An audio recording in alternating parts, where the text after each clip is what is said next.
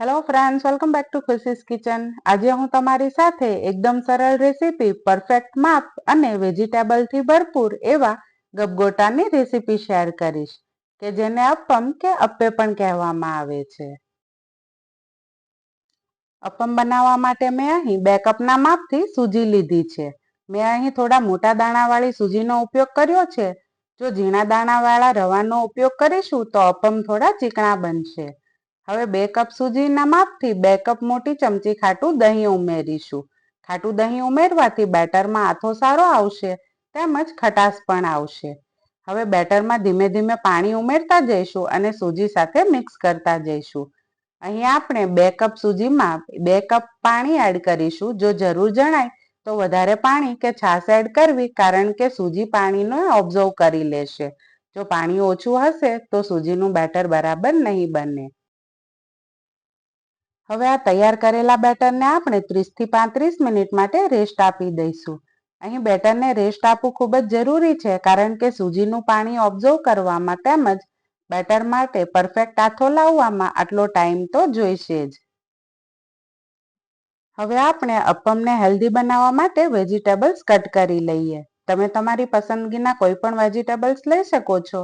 મેં અહીં ઝીણી કટ કરેલી ડુંગળી, કોબીજ, ગાજર, કેપ્સિકમ, ટામેટા તેમજ લીલા ધાણા લીધા છે. તેમજ સ્વાદ અનુસાર આદુ, મરચાં અને લસણની 2 ટેબલ સ્પૂન જેટલી પેસ્ટ તૈયાર કરી લીધી છે. મેં અહીં વેજીટેબલ્સનું કોઈ પરફેક્ટ માપ નથી લીધું. તમે તમારી પસંદગી પ્રમાણે ઓછું વધતું લઈ શકો છો. હવે 30 મિનિટ બાદ તમે જોઈ શકો છો સૂજી સરસ ફૂલી ગઈ છે અને બેટર પણ પરફેક્ટ બનીને તૈયાર છે. હવે બેટરમાં 1 ટેબલ સ્પૂન મીઠું અને 1 ટેબલ સ્પૂન ઈનો એડ કરી ઈનોને એક્ટિવ કરવા માટે થોડું પાણી ઉમેરી 1 મિનિટ માટે બેટરને ફેટી લઈશું.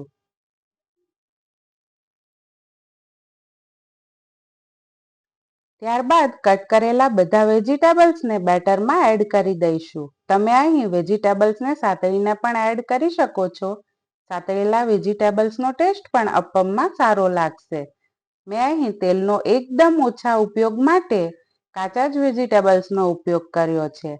હવે બેટરમાં આદુ, મરચાં, લસણની પેસ્ટ, ઝીણા સમારેલ ડુંગળી, ઝીણા સમારેલા ટામેટા, કેપ્સિકમ, ગાજર, કોબીજ અને લીલા ધાણા એડ કરી બેટર સાથે બરાબર મિક્સ કરી લઈશું.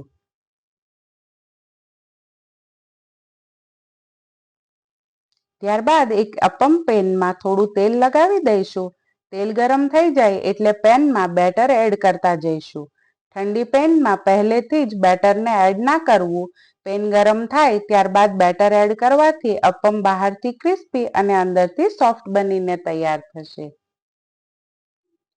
હવે 2 થી 3 મિનિટ માટે ઢાંકણ વડે કવર કરી દઈશું. ત્યારબાદ અપ્પમને બીજી તરફ ફ્રાય કરવા માટે ફેરવતા જઈશું.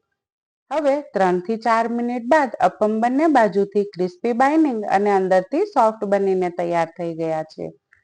હવે અપ્પમને સર્વિંગ પ્લેટમાં લઈ ગરમ ગરમ અપ્પમને સાઉથ ઇન્ડિયન ટોમેટો ચટણી સાથે એન્જોય કરો. તમે જોઈ શકો છો અપ્પમ બહારથી ક્રિસ્પી અને અંદરથી સોફ્ટ બનીને તૈયાર થયા છે. તો તમે પણ મારી આ રેસીપીથી ઘરે એકવાર વેજીટેબલ્સથી ભરપૂર એવા હેલ્ધી અને ટેસ્ટી મસાલા અપ્પમ જરૂરથી બનાવજો. તમને મારી રેસીપી પસંદ આવી હોય તો મારા વિડીયોને લાઇક, કોમેન્ટ તેમજ તમારા ફ્રેન્ડ્સ અને ફેમિલી સાથે લિંક જરૂરથી શેર કરજો. અને હજુ સુધી જો તમે મારી ચેનલને સબસ્ક્રાઇબ નથી કરી તો સૌપ્રથમ ચેનલને સબસ્ક્રાઇબ કરી બેલ આઇકન પર પ્રેસ કરી દેજો, જેથી મારા આવા જ નવા વિડીયોની નોટિફિકેશન સૌથી પહેલા તમને મળતી રહે.